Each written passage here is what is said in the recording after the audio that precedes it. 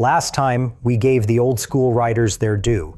Picture that gray-bearded veteran in his worn leather jacket, leaning on a vintage motorcycle, and it turns out he was right about almost everything. Almost. Because for every piece of timeless wisdom those riders passed down in the garage, there were a handful of rules they swore by that were flat out wrong. Some of them were harmless. A couple of them could quietly get you hurt. And here is the uncomfortable part. A lot of these habits got passed down for so long that nobody ever stopped to ask if they still made sense. The motorcycles changed, with fuel injection and anti-lock brakes replacing carburetors and drum brakes.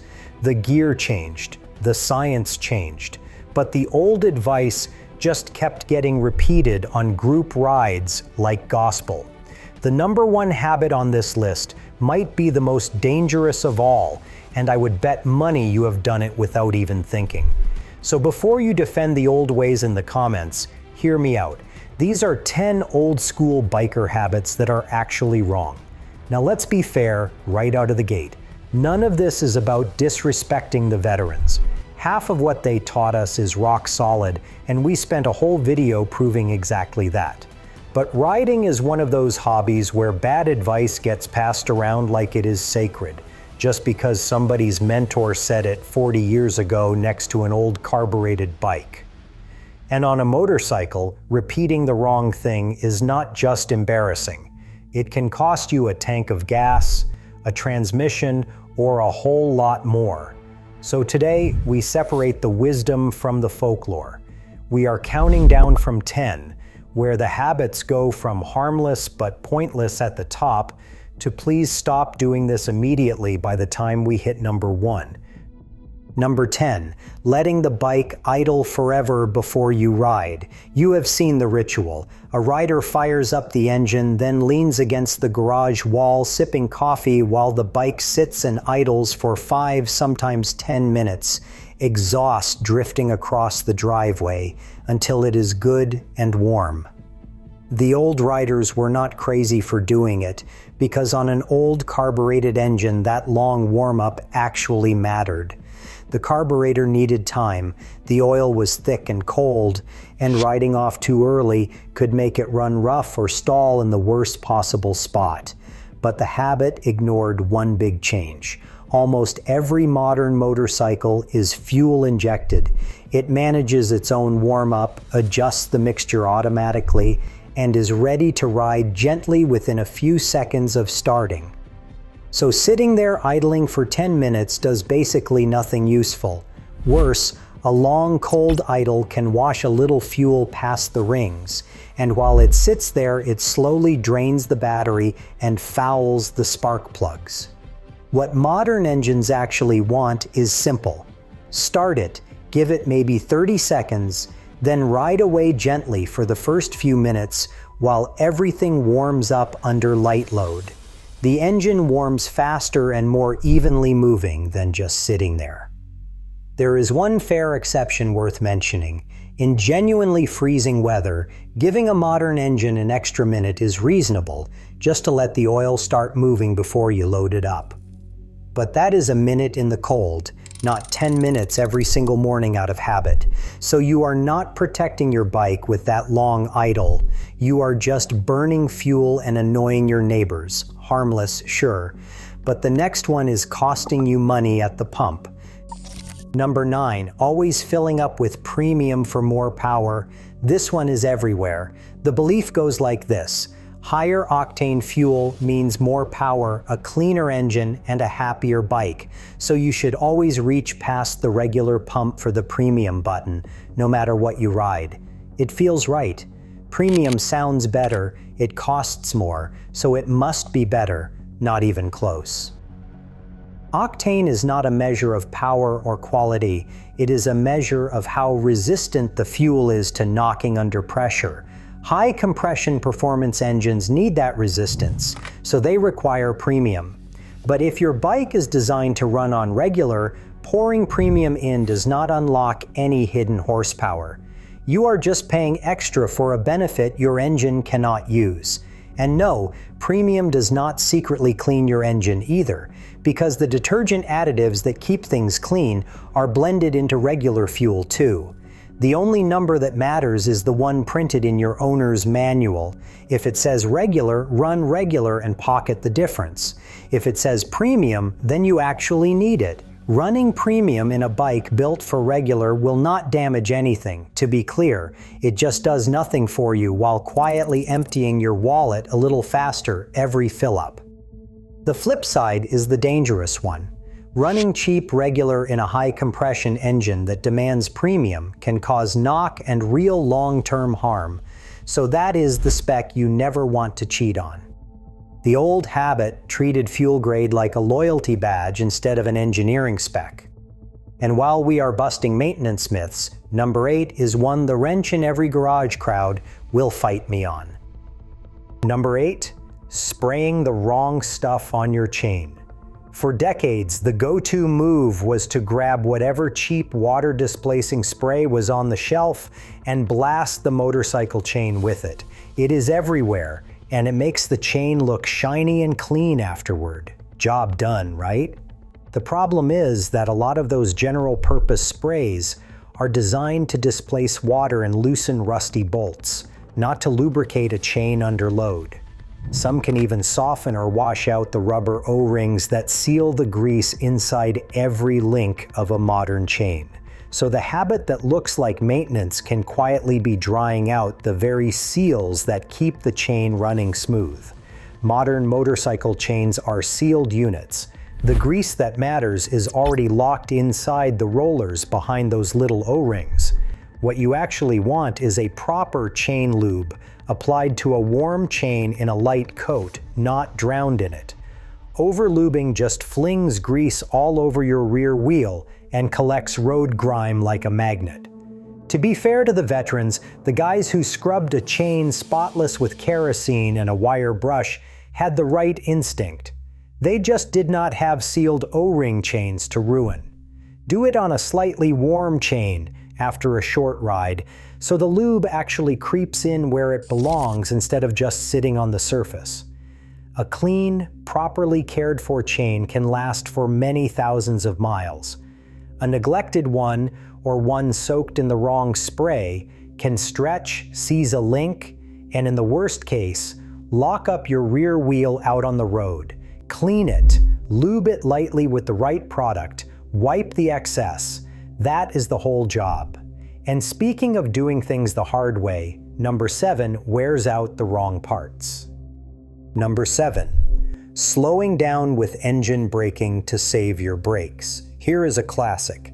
The old wisdom said real riders slow down by downshifting and letting the engine do the work, because using the brakes too much just wears them out.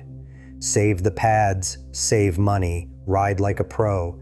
It sounds smart and frugal, but think about what you are actually trading. Brake pads are some of the cheapest and easiest parts to replace on the entire motorcycle. Your clutch, your gearbox, and your engine internals are not. So aggressively downshifting just to avoid the brakes is spending expensive parts to save cheap ones. The math is backwards.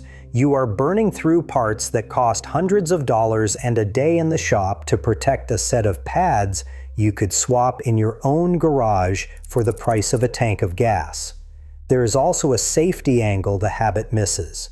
Relying on engine braking alone means your brake light may never come on, so the driver behind you has no idea you are slowing down. Modern riding teaches you to use the brakes as your primary way to slow, with smooth downshifting to match the revs and stay in the right gear, not as a replacement for the brakes. The smart approach is to use both together, brake mainly with the front and rear, and let a gentle matched downshift settle you into the right gear so you can accelerate back out of danger if you need to. That way your brake light is glowing for the car behind you, your bike is stable, and you are ready for whatever happens next. Use your brakes. That is literally what they are for. Now number 6 screams I never practiced, and the old timers passed it down without meaning to. Number 6. Paddling your feet to balance instead of using the clutch. Watch a lot of riders at low speed and you will see the same thing.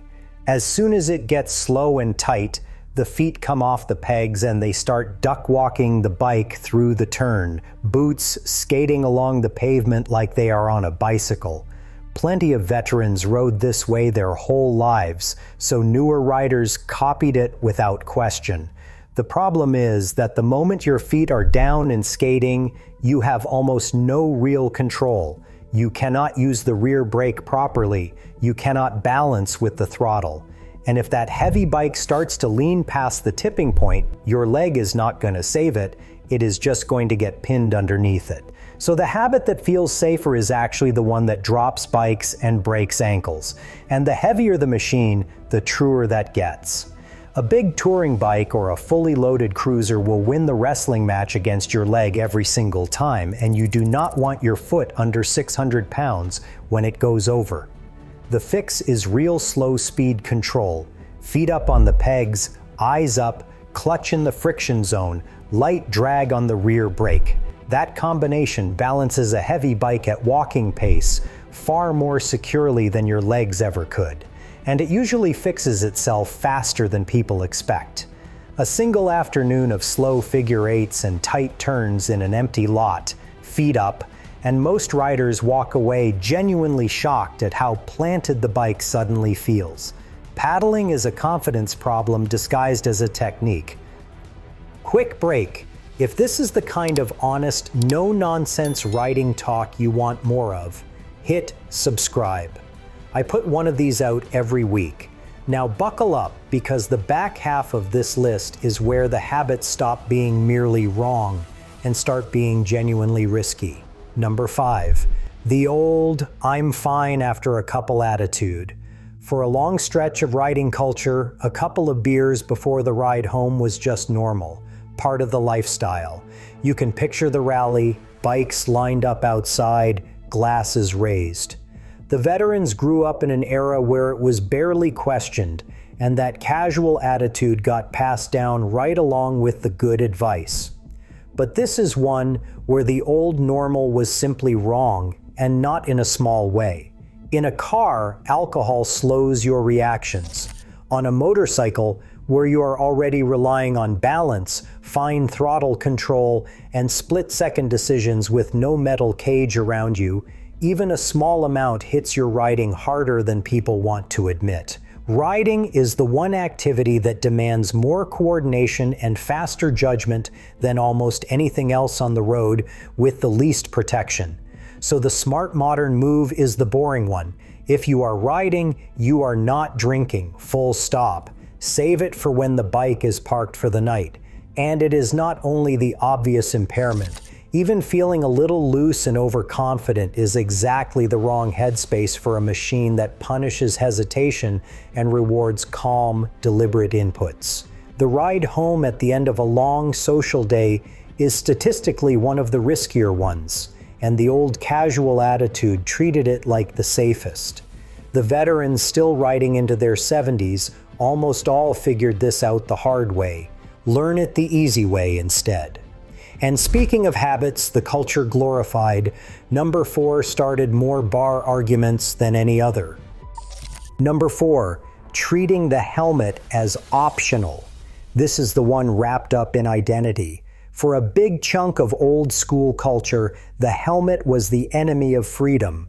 Riding bareheaded with the wind in your hair was the whole point, and a helmet felt like the government telling you how to live. I understand the romance of it, I really do. But the data on this is not close, and it never has been. A helmet is the single most effective thing standing between your head and the pavement in a crash. The riders who insist they are better off without one are not making a safety argument. They are making a feelings argument. So the habit trades a genuine, proven layer of protection for a sensation. And here is what makes the old excuse really fall apart today. Modern helmets are light, well-ventilated, quiet, and comfortable in a way the heavy buckets of decades past never were. If a full face feels like too much, There are open face and modular options that still cover the parts that matter most. The argument that helmets ruin the experience made a lot more sense in 1970. Now you can have the airflow, the view, and the protection all at once. And think about the math for a second. A serious head injury can take away the riding, the independence, and the life you built in an instant over a choice you make in 5 seconds in the driveway. No amount of wind in your hair is worth that trade. And the riders who have seen a friend go down without a helmet will tell you so without hesitation. Ride free all you want, just keep your head in one piece while you do it. Number 3 is a myth so widespread that movies actually taught it to people. Number 3, the idea that you should lay the bike down to avoid a crash. You have heard it, and you have probably seen it in 100 films. Trouble ahead, so the hero deliberately drops the motorcycle on its side and slides toward the danger in a shower of sparks. Generations of riders genuinely believed this was a real emergency technique. And to be fair, the myth had a small kernel of logic decades ago. On an old bike with weak drum brakes and no anti-lock system, a panic grab really could lock a wheel and throw you off, so sliding sometimes felt like the lesser evil. That excuse is long gone. The moment you lay the bike down, you throw away your single best tool for stopping, which is the grip of your tires under braking. A sliding bike and a sliding body actually take longer to stop than hard, controlled braking on the wheels. So laying it down usually means you hit whatever you were trying to avoid, except now you are also skidding across the road with no protection and no control. Modern brakes, especially with anti-lock systems, can haul a motorcycle down astonishingly fast if you just brake hard and stay off the ground. The right answer in an emergency is almost always to brake as hard as you can while keeping the bike upright and looking for an escape route, not to throw it down and hope. The mental fix is to practice hard braking before you ever need it, so that in a real emergency, your instinct is to squeeze the brakes hard and steer, not to give up and throw the bike on the ground. Trust the tires. They have far more grip than most riders ever ask of them. Laying it down is Hollywood, not technique. Which brings us to number 2, the loudest myth in all of motorcycling, literally. Number 2, the belief that loud pipes save lives. This might be the most repeated slogan in the entire culture. The idea that a loud exhaust makes cars aware of you, so the louder your bike, the safer you are. It is on stickers, on t-shirts, and on the back of half the bikes at every rally. But think about where the sound actually goes. Your exhaust points backward, away from the direction you are traveling. The driver's most likely to hurt you, the one turning left across your path, the one pulling out of a side street ahead, are in front of you, where your noise reaches them last and weakest, usually after you have already passed. On top of that, most cars today are sealed up tight, with the windows up and the stereo on. By the time a loud pipe is loud enough to punch through all that, the danger has usually already happened. What actually keeps you visible is the stuff we covered last time. Lane positioning, bright gear, your headlight, and riding like nobody can see you.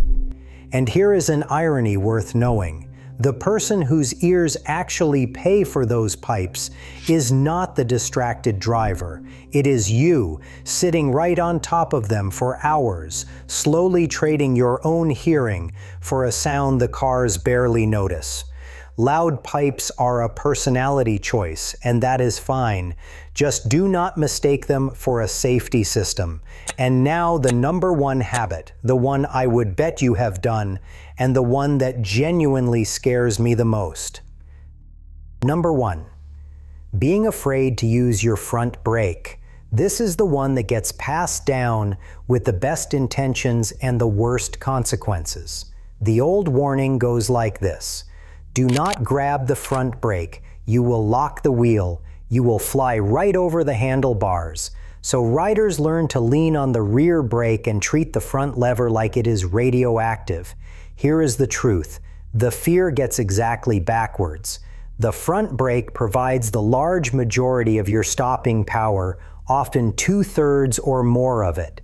When you brake, the bike's weight shifts forward onto that front tire, pressing it into the road and giving it enormous grip. So the brake people are most afraid of is the very one that can save their life. The flip-over scare comes from grabbing the lever in a sudden panic. The fix is not to avoid the front brake, it is to learn to use it properly. Squeeze it progressively, not all at once.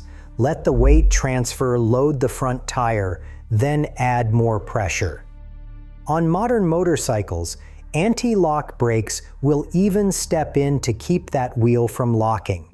The riders who avoid the front brake are leaving most of their stopping power on the table at the exact moment they need every bit of it.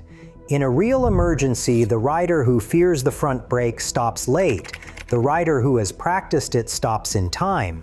The best thing you can do is take an empty parking lot on a quiet morning and practice hard, progressive stops over and over until that smooth squeeze becomes pure muscle memory and shows up automatically the day a car pulls out without looking.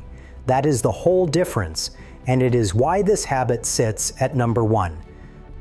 So let's line them all up. You do not need the long warm-up. You do not need premium unless your bike asks for it. Use the right chain lube. Use your brakes, not just your gears. Keep your feet up. Skip the drinks. Wear the helmet. Never lay it down. And stop pretending loud pipes are a safety feature. And for the love of riding, learn to trust your front brake. None of this means the old school riders were fools. Far from it.